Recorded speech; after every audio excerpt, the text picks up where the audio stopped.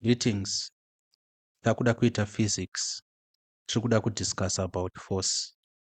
Chatiri kuda kutanga kuita kudiscussa zvatakatoita already in lesson 1.0.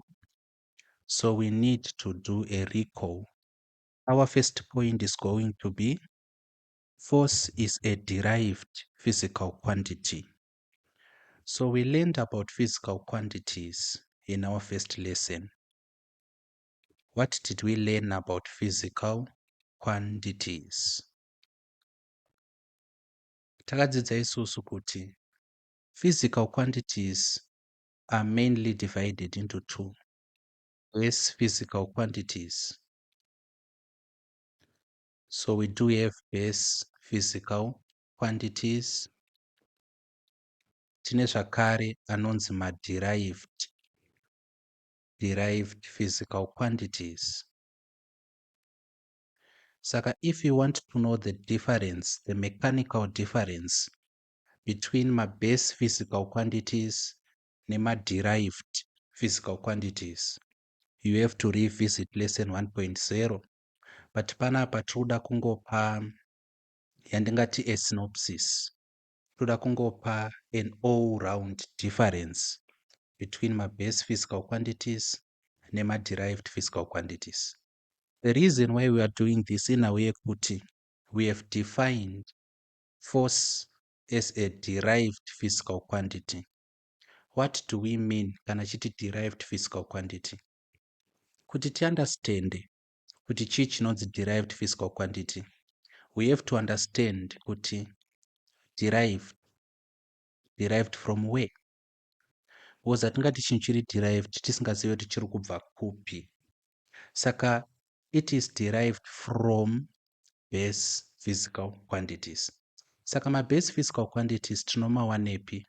Tinomawana from measurements, tinomawana zvakare from observations.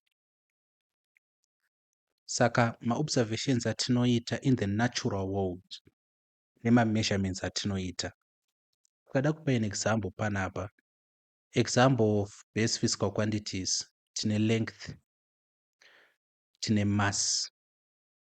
So we can observe length. Murume uyu akareba kana kuti musikana uyu mupfupi. That is an observation yataita of length. Then from that observation, we can now carry on a measurement. Saka, from our first lesson, we discussed kuti tino measure nei. In particular, for length, takaso discuss about the vernier calipers and also the micrometer screw gauge, which are measuring instruments tisingasangani nawo in everyday life. Saka ma derived physical quantities, they are derived from base physical quantities. Then my base physical quantities tinomawana through observations and also through measurements. Saka force is a derived physical quantity.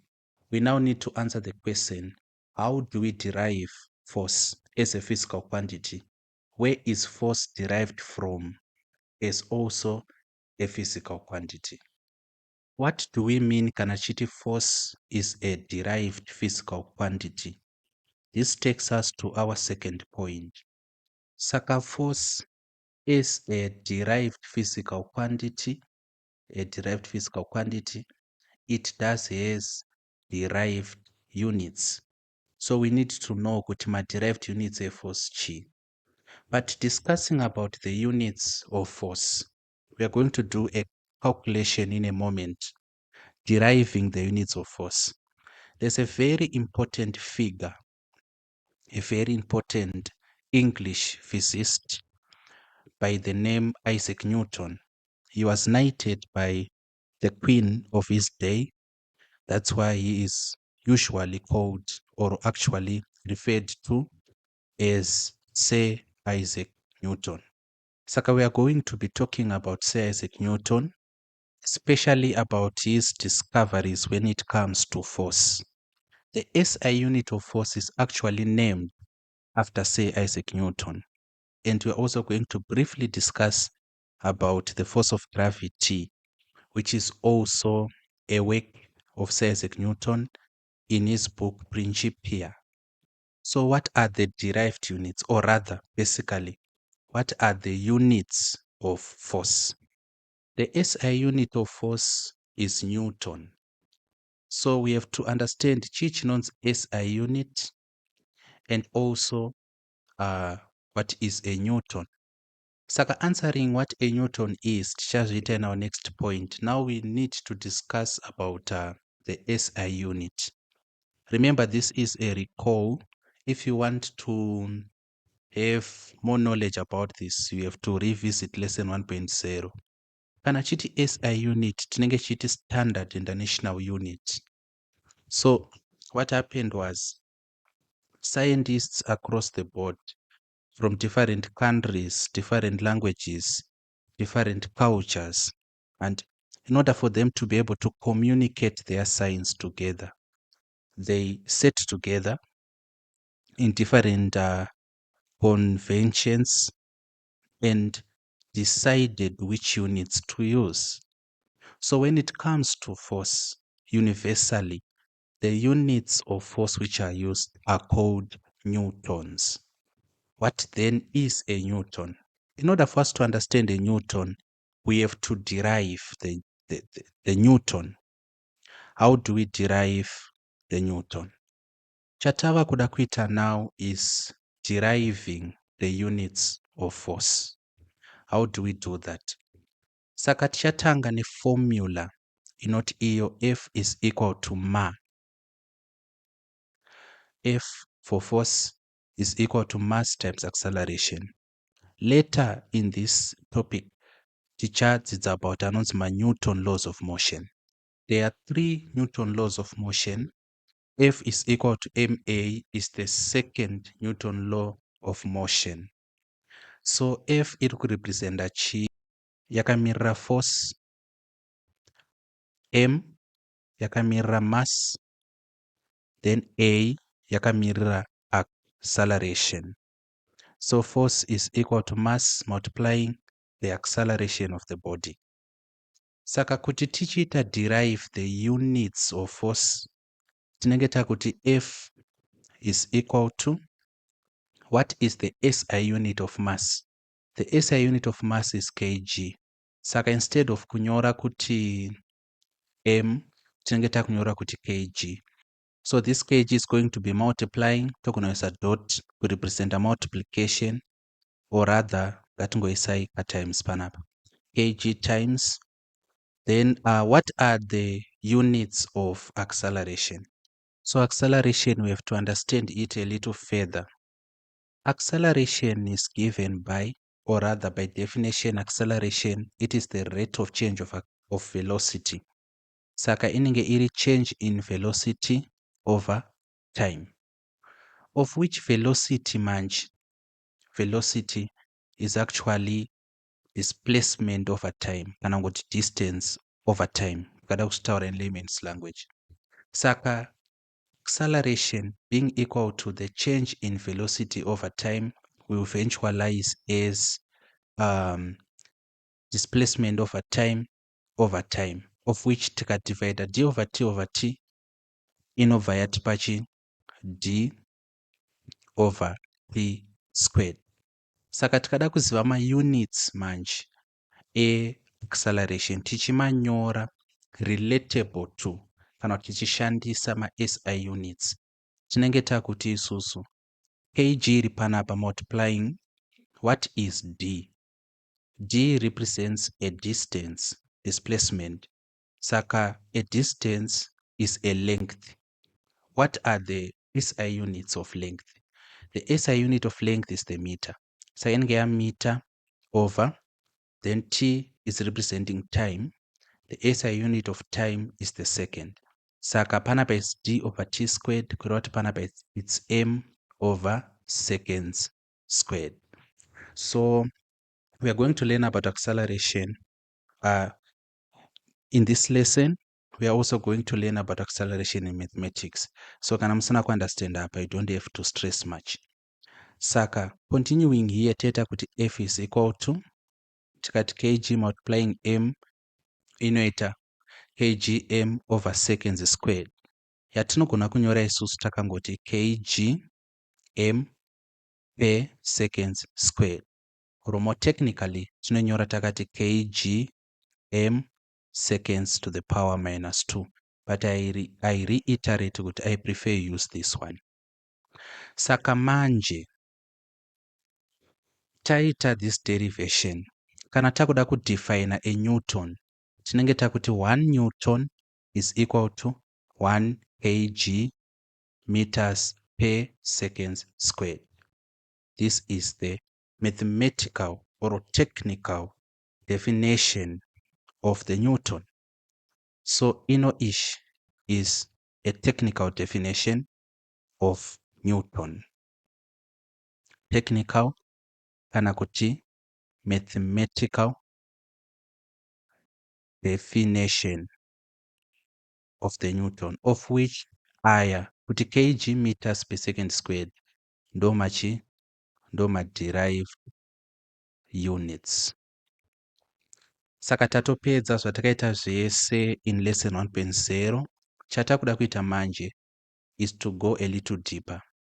Going deeper, chatikuda kutanga kuita is to give the definition of force. What is force?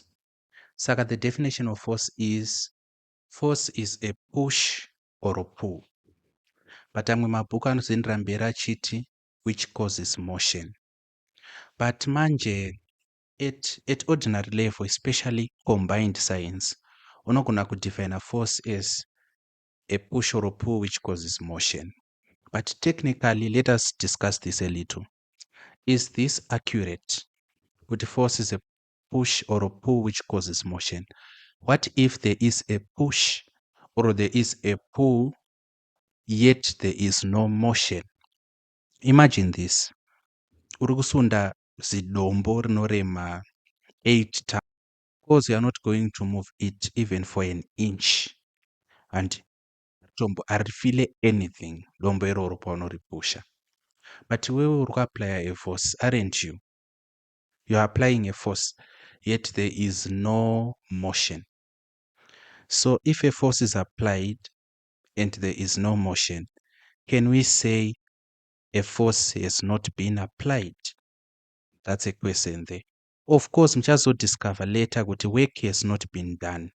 Kana ukapusha chinhu chikasamova, work has not been done, because work is defined as force multiplying distance moved in the direction of force.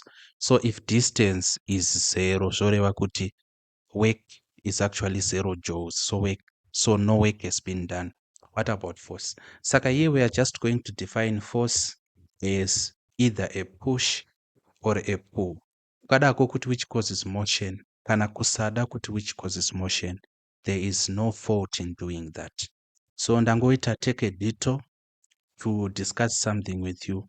Kuona kuti, what if a force is applied but there is no motion? Can we say force has not been applied? It's just a question you can deliberate on. So what do we use to measure force? The instrument used for measuring force is called a force meter. A force meter. I want to give you a sort of a homework here. Without uite research, tanga kutoziva kuti force meter yacho yakamboita sei. Then secondly, urikuda kuti uresearche kuti inoshandiswa sei. Just familiarize yourself with how a force meter is used. Generally, my questions ekuvhunza kuti force meter inoshandiswa sei, kana kuti how do you read a measuring from a force meter, they are beyond our scope. They are not part of our syllabi. Saka, I won't be asking those questions also, but for the sake of scientific curiosity, I want you to do this homework. I want you to research how to use and how to take a reading from a force meter. From here, we are going to go on to discuss types of force. Tiri pama types of force, chekutanga list yatoda kuisa panapa haizi exhaustive. Kureva kuti hatizi kuzolista every type of force.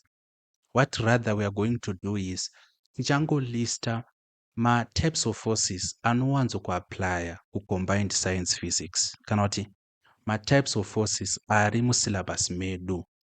Saka our first type of force is going to be gravity. So gravity is a force inonzi iyo a gravitational force.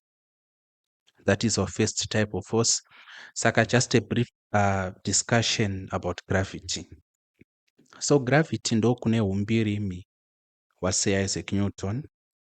We are not going to be discussing much about gravity, but mufunga kuziva kuti kune inonzi the law of universal gravitation, which is actually an equation. Saka I might just write the equation, but it's not part of our syllabus.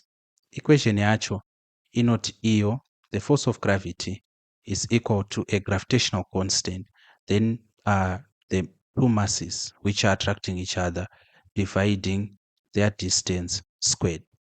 So Fg ndo force of gravity iri equal to G mombe uyu is a gravitational constant, it's just a number.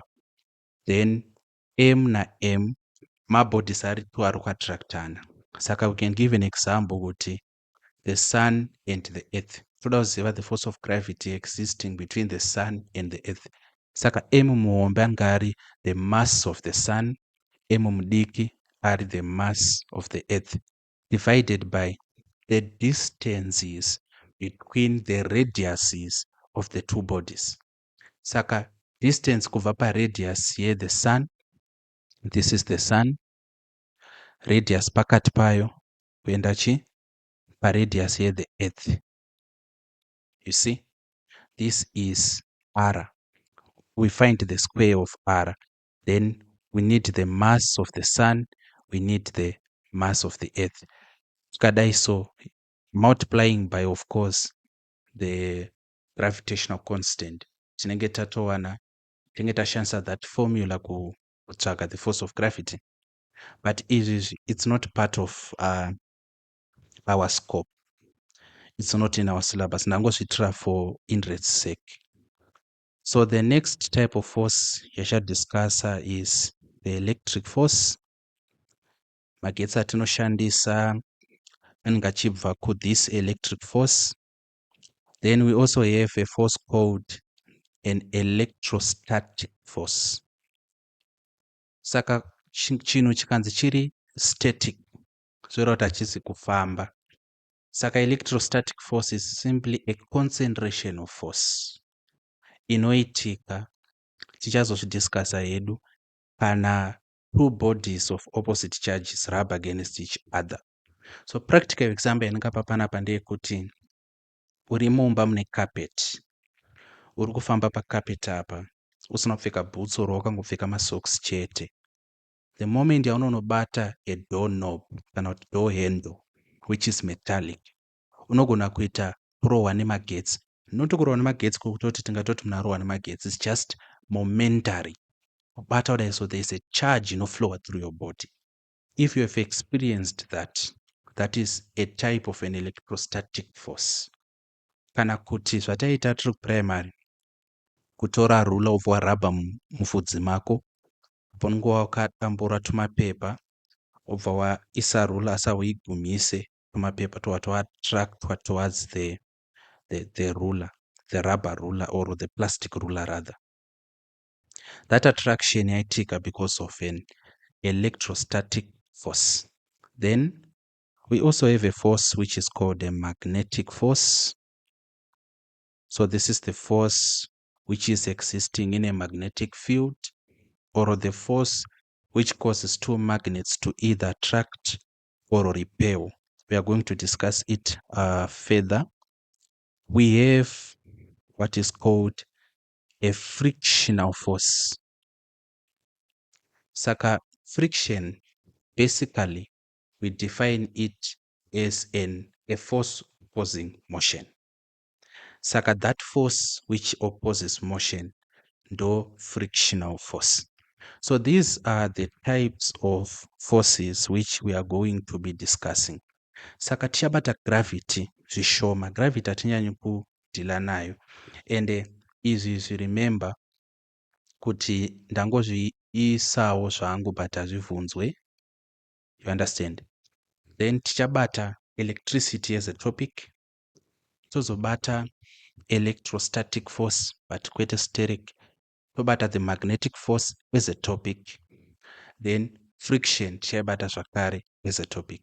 Saka most of physics dzatinoita at combined science ordinary level dzine chekuita neforce. Saka topic iyi ndo fulcrum, ndo pivot, ndo mongo and wephysics combined science, that is. So let us now discuss the effects of a force on an object. What are the effects of force on an object? So my effects of force on an object, yekutanga, it's change of shape. Saka object inogona kuchinja shape kana paine a force yaexertewa upon it. Saka patine maexamples akawanda. Munhu akarohwa chibhakera tikazviisa in slow motion tinoona shape yemusoro ichichinja. You see?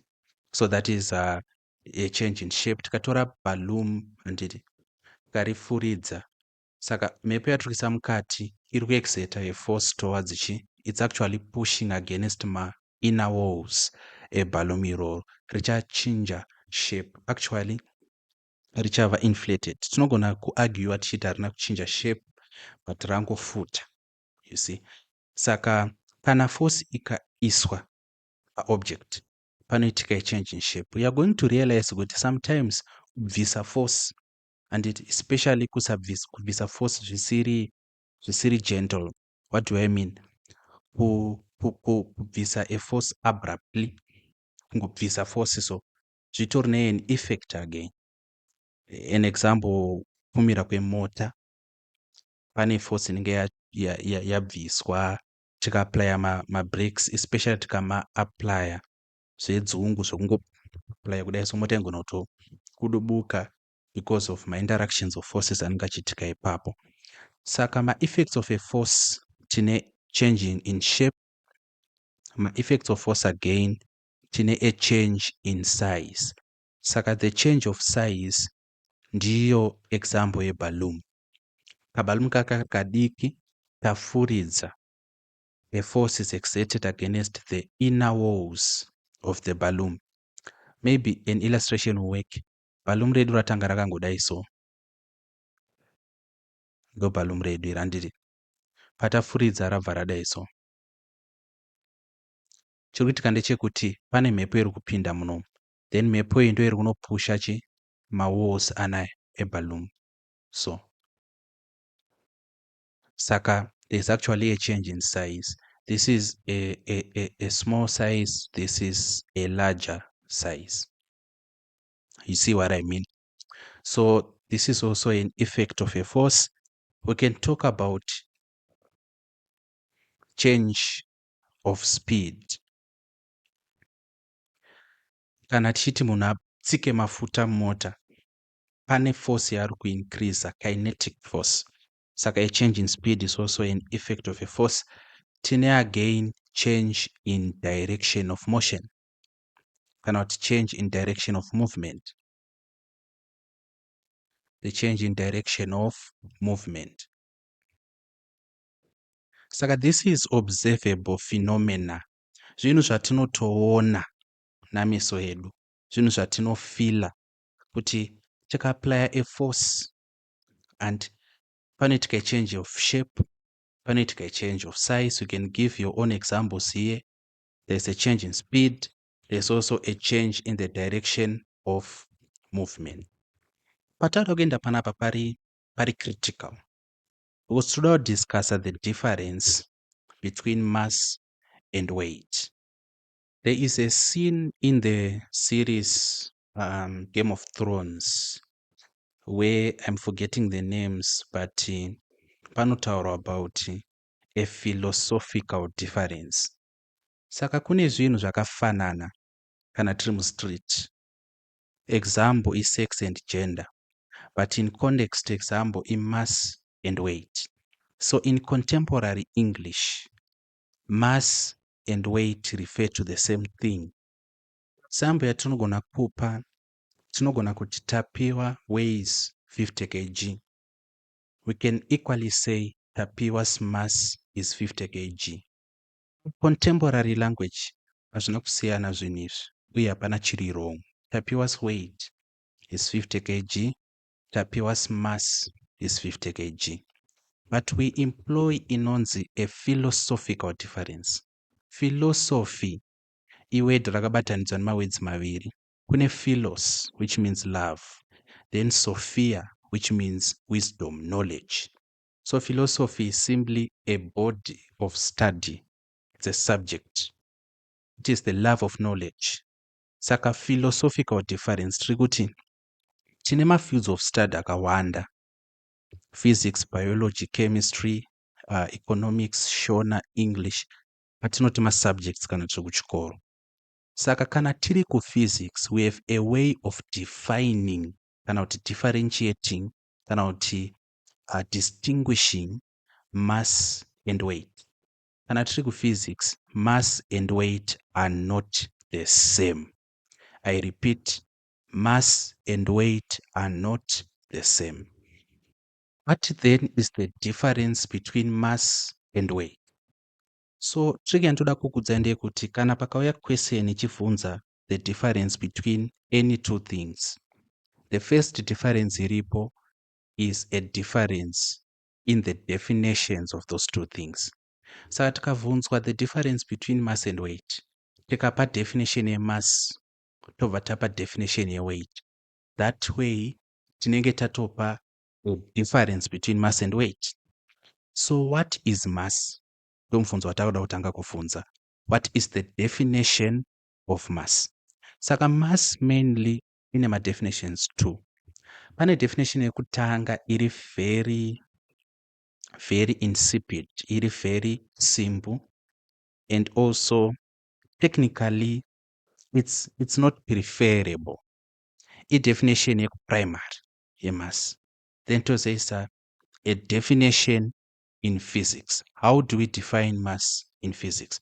Sandoda kutanga the layman's definition of mass. So definition number one, mass is the amount of matter in a substance. Mass is the amount of matter in a substance. If you remember from our first lesson, but I discuss about my SI units.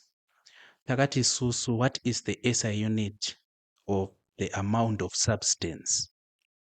You see, the amount of substance. Saka takati the SI unit of the amount of substance is called the mole.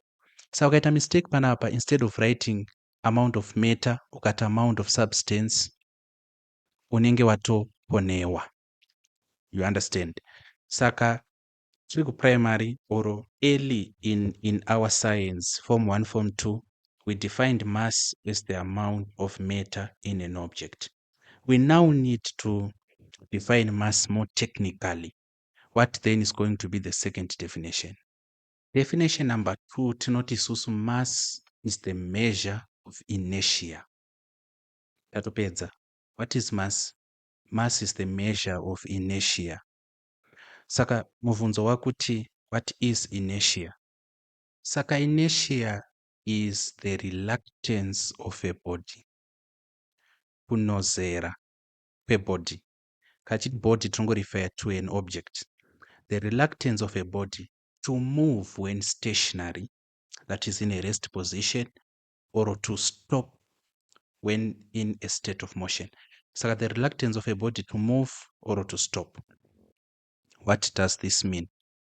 Zviri kureva apa ndezvekuti imagine a heavyweight person, munhu akasimba, akafuta, to give context, ari kumhanya nemunhu akaita mutete. And kuti munhu akasimba apike speed, it requires a lot of effort as compared kune munhu akaita mutete. Zviri kuitika ndezvekuti body yemunhu akasimba, of course anenge ane more mass than munhu mutete. Munhu akasimba anogona kuita maybe 100 kgs, munhu mutete anenge aine, let us say 50 kgs. Saka uyu ane 100 kgs uyu, his body ine a reluctance to move when stationary. Vanti vanga vakamira before tati ready set go and vanga vakamira.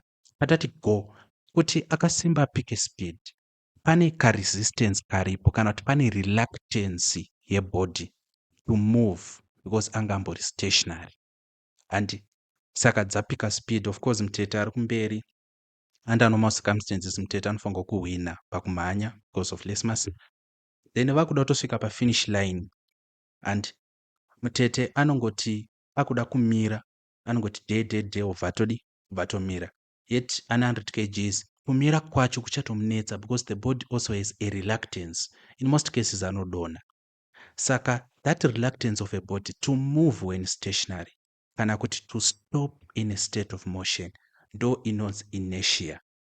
Saka mass is the measure of inertia. That is the technical definition of mass. Okay, we gave the definition of mass. Takuda kupa the definition of weight. What is weight? So this is the definition of weight. We define weight as the force of gravity acting on an object. The weight. So tsatenda kure, weight is a force. Mass is force, weight is force. But force here is force of gravity acting on an object. Remember ndataura inini nchiti the force of gravity hatinyanyi kutaura nezvayo. Asi tichataura nezvayo in hindsight because we are going to dwell much on weight. And weight, there is no weight without gravity. So let me give you the mathematical definition of weight. Saka kana tiri kumasomo tinenge chiti isusu W yakamirira weight iri equal to mg, where W iri kumiririra weight, m iri kumiririra mass, then g iri kumiririra inonzi acceleration of free fall. Saka it's called acceleration of free fall. Nichatsanangura kuti chii zorevei kuti acceleration of free fall. Inogona zvakare kunzi acceleration due to gravity, acceleration due to gravity. Vamwewo ndo vanongoiti gravity kuti g yakamirira gravity. Saka pick your poison between acceleration of free fall kana kuti acceleration due to gravity. Saka this is the mathematical definition of weight. Weight is equal to mass multiplying the acceleration due to gravity. But g is a new concept. Saka let us dwell a little on g. So g chimbori chi. Saka tikadzokera kumanotsi edu panapa. Tati g acceleration of free fall. Saka definitions a g manje akakosha because anototipa hint yekuti g chimbori chi. So kuti understand g zvatofanirwa kuita, tinofanirwa kuita a thought experiment. But itori experiment yakatomboitwawo. But before we go there, chekutanga tofanirwa kuziva kuti g inosiyana depending kuti tiri kupi. On earth, g iri equal to approximately 9.81 meters per second squared. Remember, acceleration, saka it's meters per second squared. But kana tiri ku O level, tinoshandisa 10 meters per second squared. Saka 9.81 inogona kushandiswa nevanhu vari kuita physics, that is not combined science physics section, kana kuti vanhu vari ku advanced level vari kuita the subject of physics. Isusu tichashandisa 10 meters per second squared. So on earth, this is the acceleration due to gravity. This is the acceleration of free fall. The force of gravity in acceleration terms inenge iri 9.81 meters per second squared. But ichimborevei. So let us take an illustration. So acceleration of free fall. There was an experiment yakaitwa. Pakatorwa box. akadai so. Bhokisi iri ndobva rabuditswa mhepo yose yaivamo kureva kuti bhokisi iri ranga rava chii? Evacuum. Saka tinenge takuiti an isolated system kana kungoti evacuum. But what is a vacuum? A vacuum is nothingness. A vacuum is just something devoid of matter, empty. You see, that is what a vacuum is. Saka patorwa vacuum, pakatorwa a cannonball. Kana chiti cannonball, tiri kureva akaita mazibhomba aishandiswa nemapirates aya pavaita manavy wars avo at sea. Saka ringe riri zibhora rinorema 100 kgs compacted, riri remetal, rinoshutiwa with a rifle, robva ranorova imwe ship kuitira kuti ship iyo ikarohwa sufficiently enough it will sink because inenge yaborwa mvura ichipinda. That is what a cannonball is. Saka pakatorwa a cannonball ndobva patorwa shizha. Handiti?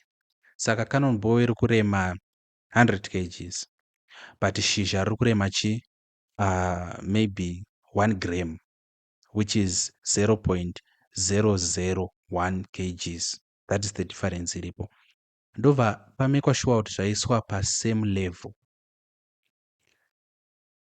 then simultaneously kureva kuti at the same time zvakabva zvadropewa kuregedzwa kuti zvidonhe.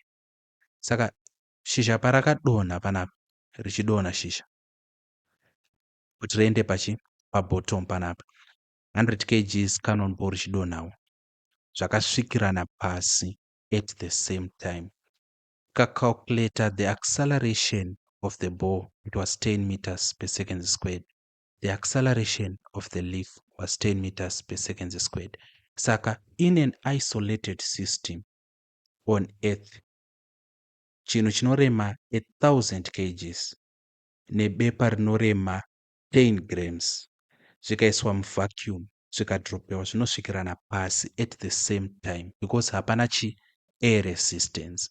Dei panga paine air resistance, kureva kuti hatichisina kuzviisa in an isolated system, iri shizha raidai so, handiti ringe richirwa nemhepo apa kusvikira rasvika paground panapa. Saka raitora longer, of which bhora iri because rakasimba raingodai so, raingodonha, but rinenge richitoresistwawo nemhepo zvekuti harizomove at 10 meters per second squared.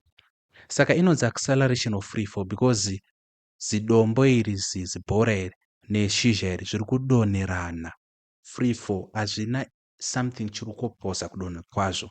Saka ichinzi acceleration of free fall kana kuti acceleration due to gravity because the only force iri kuacta on bhora iri ichiacta zvakare pashizha iri is the force of gravity, zviri kudonzewa towards the center of the earth.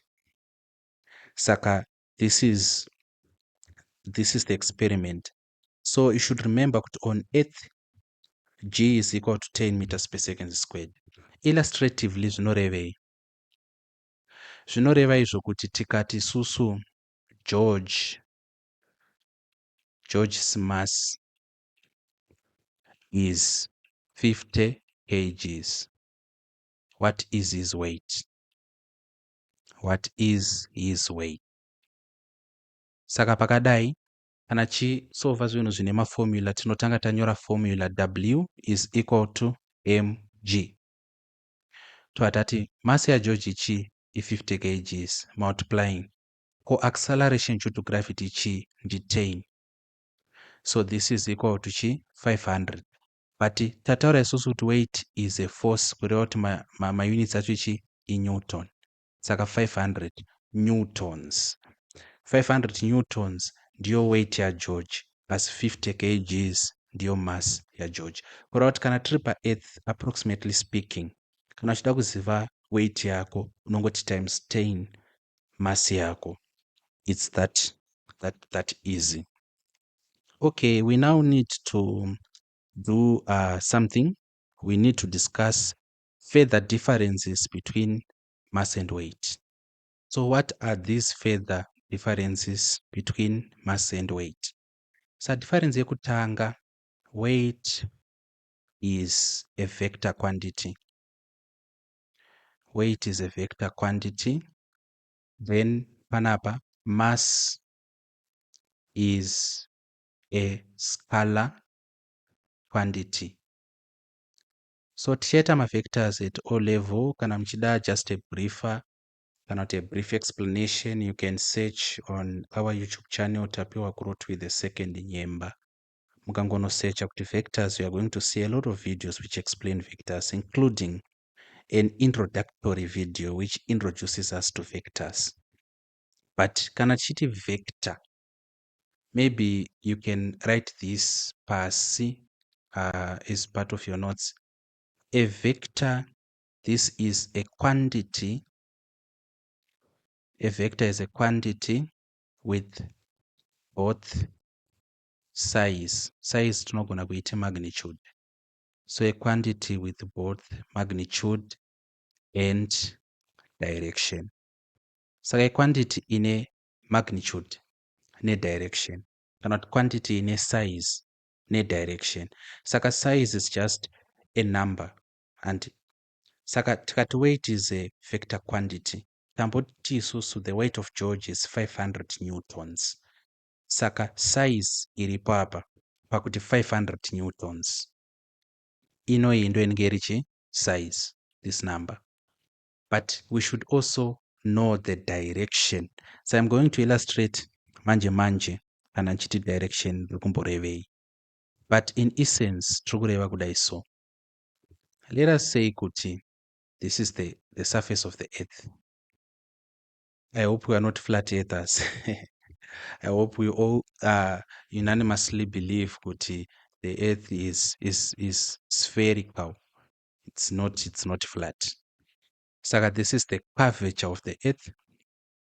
Ava ndo jojola George. You understand? Saka zviri kuitika panapa ndezvekuti George akamira panapa. Pane force iri kumaattracta, iri kubva pasenda pake panapa. Tichazodiscuss about the center of mass kana the center of gravity a little later. But pane force iri kubva panapa iri kumaattracta towards the earth. Chiri kuita kuti George asabhururuka into outer space inhau yekuti pane force yakamubata. Force iyoyo inonzi gravity. Force iyoyo iri kubva kuearth. You understand? Saka force iyi manje ndiyo direction ish towards the earth kana kuti towards the center of the earth ndiyo inenge iri the direction of the 500 newtons. Saka mass yaGeorge 50 kgs. Then force ish yakamuholda at 10 meters per second squared. Saka tikamultiply zviri 2 zvichatipa 500 newtons. Saka kana tichiti weight is a vector quantity, tine the size which is the number attached to the weight. Tobva tazoita the direction. Direction yacho is towards the earth. Iaro yakanongedzera paearth kana kuti pacenter of the earth. Then kana tichitaurawo isusu pamusoro scalar quantity, nogona zvinyora pasi. A scalar quantity, this is a quantity with magnitude. A quantity with magnitude kana kuti size only. Example 50 kgs mass. So this is it, amadzangu. We only have that only. Because weight is a force, the units of weight are newtons. Matozviona tatozviillustrator. Then the SI unit of mass remains the kg. So this concludes our lesson, our maths, our science, physics lesson for today. I am going to provide an assignment which contains ZIMSEC or Cambridge styled questions. But I could not do it on this video because unsatenda it assemble the assignment. But if you need the assignment, I'm going to come back with a suggested solutions video of the assignment. But if you have watched this now, you are following through my lessons, helping yourself with your school. If you need the assignment, get me at this number +263 WhatsApp only 7104699150. Sa +263 code yemuZimbabwe kureva kuti kana tiri muno tinongoti 071 0469150. I will send you the questions to your WhatsApp.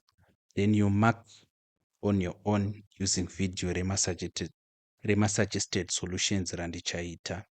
If you need extra lessons also in combined science, get to me on that number and we see how we can help each other. If you have questions pertaining this lesson, utilize the comments section, or rather get to me again on that number and we see also how we can help each other. Otherwise, thank you for your patience and thank you for bearing with me. I wish you a happy day and I also wish you success in your studies.